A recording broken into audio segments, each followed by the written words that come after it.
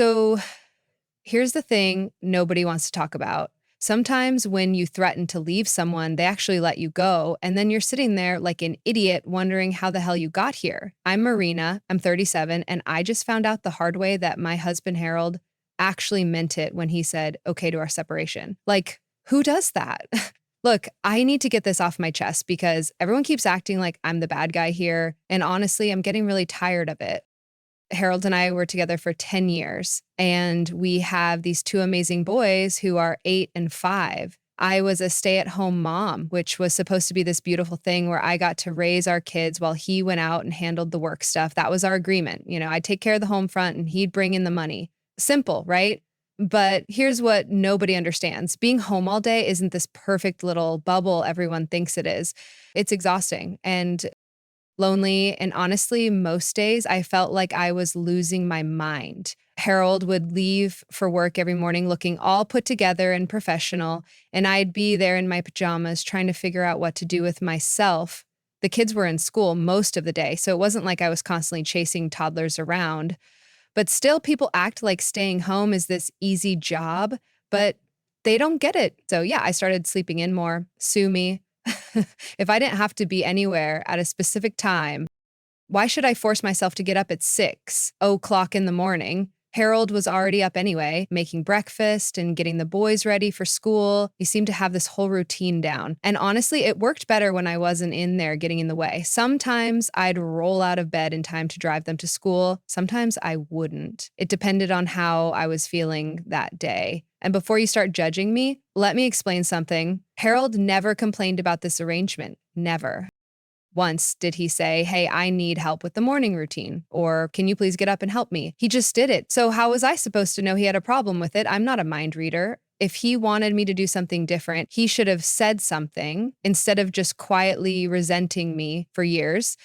The same thing happened with bedtime routines. Harold would come home from work, and after dinner, he'd automatically start the whole bedtime process with the boys, reading stories, getting them in their pajamas, making sure they brushed their teeth. Again, he never asked for help. He just did it. And I figured he liked having that time with them, father-son bonding and all that.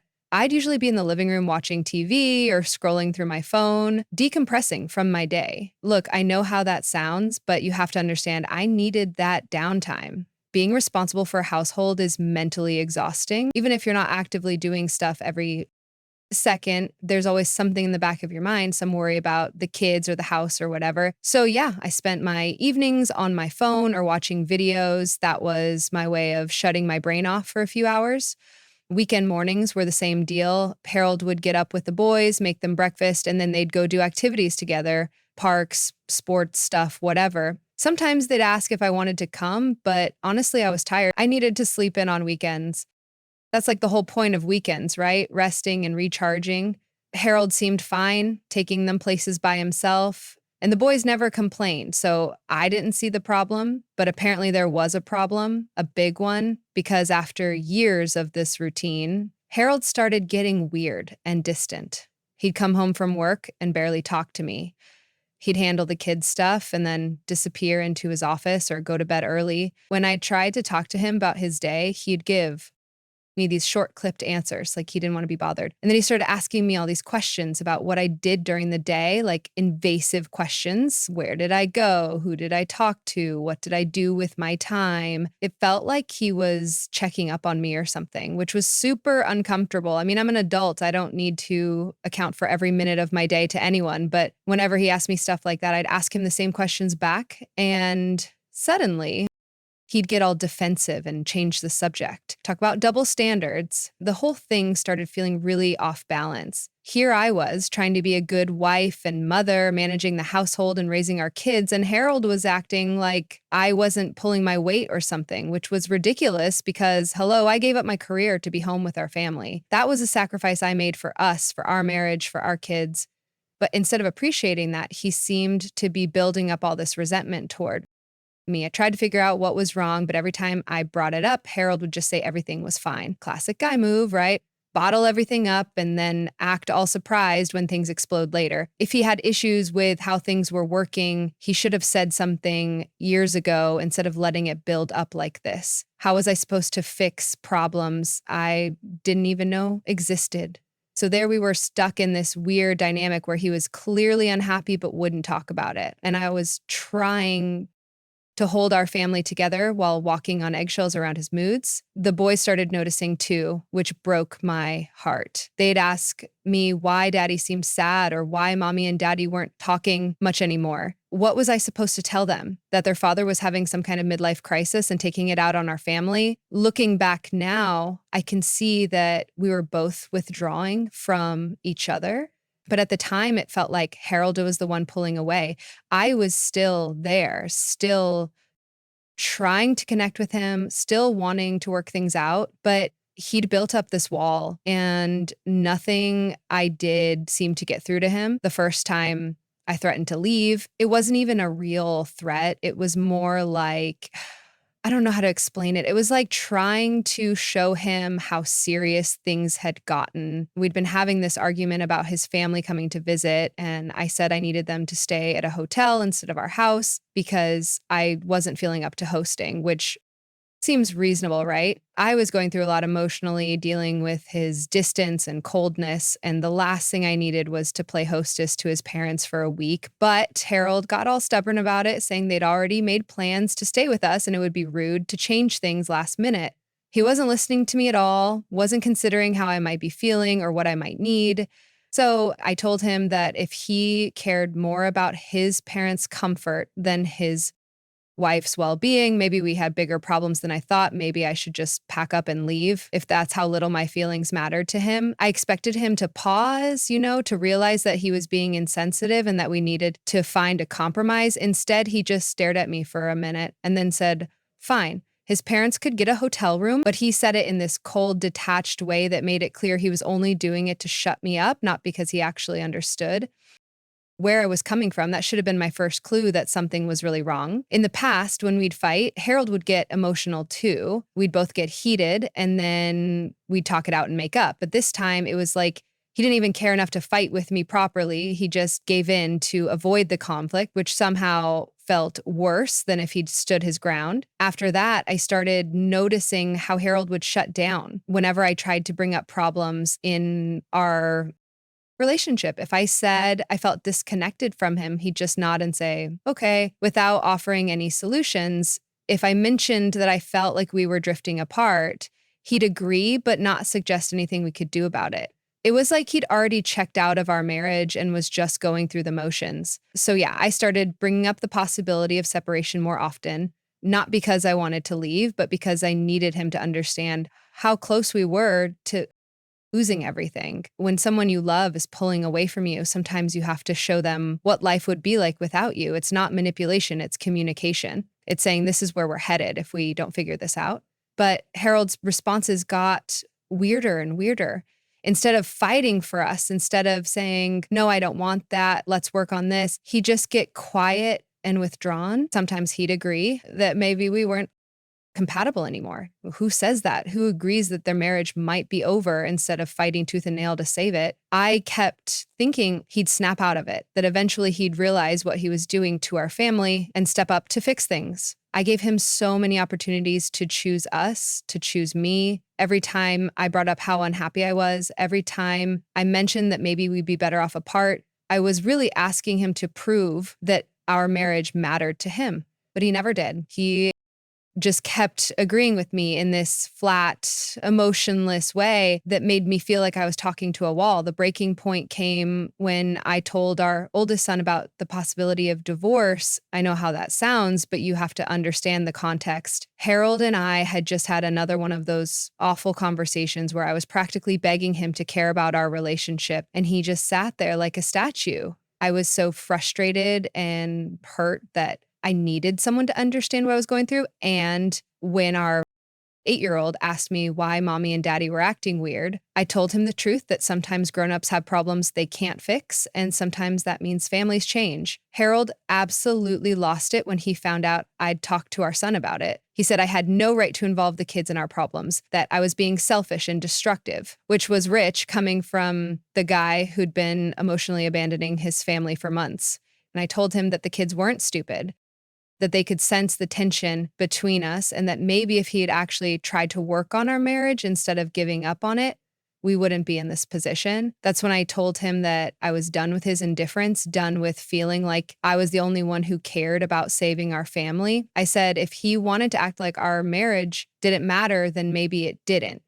Maybe we should just get separated and stop pretending we had something worth fighting for. I was really hoping that would finally wake him up, that he'd realize what he was about to lose and start acting like a husband who wanted to stay married. Instead, he looked at me with this calm, almost relieved expression and said, "You're right, we should separate." Just like that. 10 years of marriage, 2 kids, a whole life together, and he was ready to throw it all away because I'd finally gotten honest about how broken things had become. The morning after I told Harold we should separate, I woke up expecting him to be devastated. I thought he'd have spent the night thinking about what I'd said, realizing how much he'd regret losing our family, ready to have a real conversation about how to fix things. Instead, I found him in the kitchen making breakfast for the boys like it was any other day. He was calm, almost cheerful, humming while he poured cereal and packed lunch boxes. When I tried to talk to him about our conversation the night before, expecting him to say he'd been thinking and didn't want to separate after all, he just looked at me and said, "I think you're right. We should move forward with the separation." Like it was a business decision or something. Like our 10-year marriage and 2 children were just items on a to-do list that he could check off and move on from. I kept waiting for the other shoe to drop, for him to break down and admit he didn't really want this. But as the days went by, Harold seemed more relaxed and content than I'd seen him in months. He was still doing all the same things with the kids, school drop-offs, bedtime stories, weekend activities, but now he seemed genuinely happy doing them instead of going through the motions like he had been. Meanwhile, I was falling apart. I'd call him at work crying, trying to explain that I hadn't meant what I said, that I was just frustrated and wanted him to fight for us. But he'd just listen quietly and then say something like, "I understand you're upset, but I think this is for the best." For the best? How could breaking up our family possibly be for the best? I tried everything to get through to him. I showed up at his office one day to talk face to face, thinking maybe he'd be more receptive if we weren't at home with all the tension and history, but his coworkers kept giving me these pitying looks, and Harold seemed embarrassed that I was there. He walked me to the parking lot and very calmly explained that he'd already talked to a lawyer and would be moving out within the month. A lawyer? He'd already talked to a lawyer without telling me. While I was at home trying to figure out how to save our marriage, he was meeting with lawyers about how to end it. That's when it really hit me that this wasn't some temporary reaction to our fight. Harold had been planning this, maybe for months, and my threat to leave had just given him the perfect excuse to do what he'd already decided to do. The worst part was watching how the separation affected our boys. They kept asking when daddy was coming home why he was sleeping at that apartment across town, whether they'd done something wrong, and Harold, God, this still makes me so angry. Harold seemed fine with all of it. He'd pick them up for a scheduled time, looking perfectly content, take them out for fun activities, and bring them back talking about what a great time they'd had. It was like he'd compartmentalized everything, work life, dad life, and whatever this news separated life was, all in neat little boxes that didn't touch each other. But I couldn't compartmentalize. I was living in the wreckage of our family, trying to explain to our children why their parents couldn't be in the same room together anymore, dealing with lawyers and paperwork and all the practical nightmare of untangling a decade of shared life. I kept thinking he'd come to his senses, that he'd realize what he was doing to our family and come home ready to work on things. I gave him so many opportunities to change his mind. When he came to pick up the boys, I'd try to start conversations. about us, about whether we could try counseling, whether we could take things slow and see if we could fix what was broken. But Harold had this new way of talking to me, all polite and distant, like I was some acquaintance he barely knew. He'd say things like, I think it's better if we keep our conversations focused on the kids, or I don't think rehashing the past is productive for either of us. Who talks like that to someone they were married to for 10 years? The really twisted part was that everyone kept telling me how mature Harold was being about the separation. His family, our mutual friends, even my own sister, they all kept praising him for handling things so calmly and putting the kids first. Like his complete emotional detachment was something admirable instead of devastating. Nobody seemed to understand that his calmness wasn't maturity, it was indifference.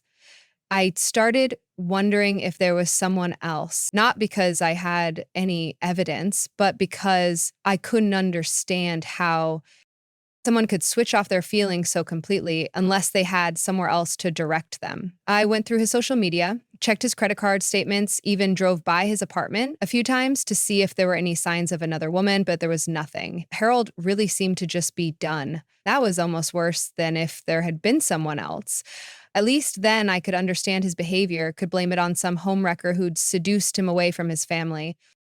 But this was just Harold deciding that our marriage wasn't worth saving and moving on like it had never mattered to him at all. The divorce proceedings were surreal. Harold was cooperative and reasonable about everything: custody schedules, property division, spousal support. He agreed to most of what I asked for without argument, which should have been a relief, but somehow made everything worse. It was like he couldn't wait to finalize everything and close this chapter of his life for good.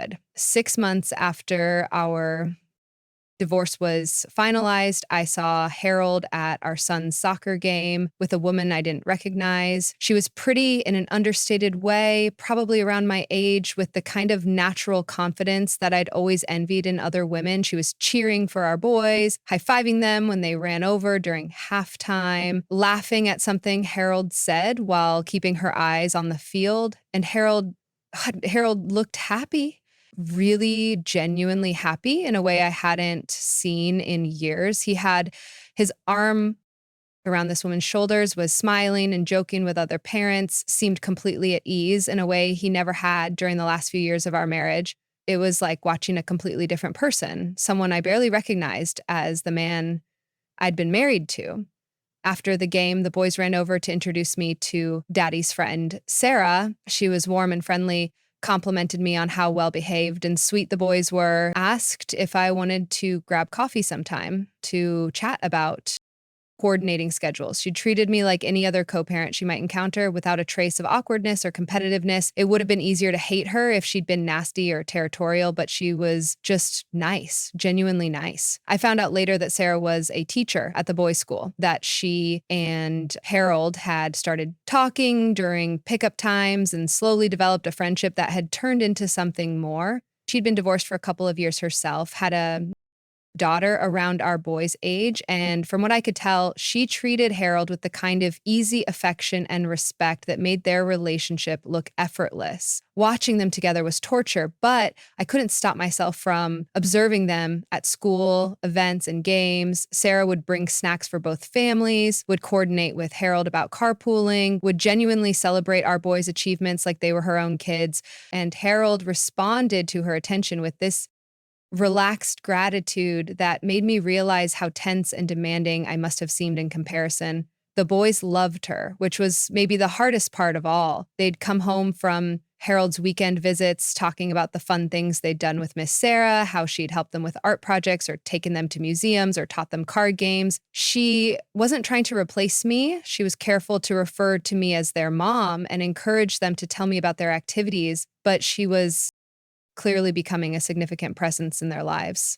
I tried dating too, but it was a disaster. I'd go on these dates expecting to feel the way Harold clearly felt with Sarah: excited, hopeful, ready to start fresh. Instead, I found myself comparing every man to Harold, getting irritated when they didn't understand my references to our shared history, feeling exhausted by the thought of explaining my whole life story to someone new. And the practical side of being divorced was so much harder than I'd expected.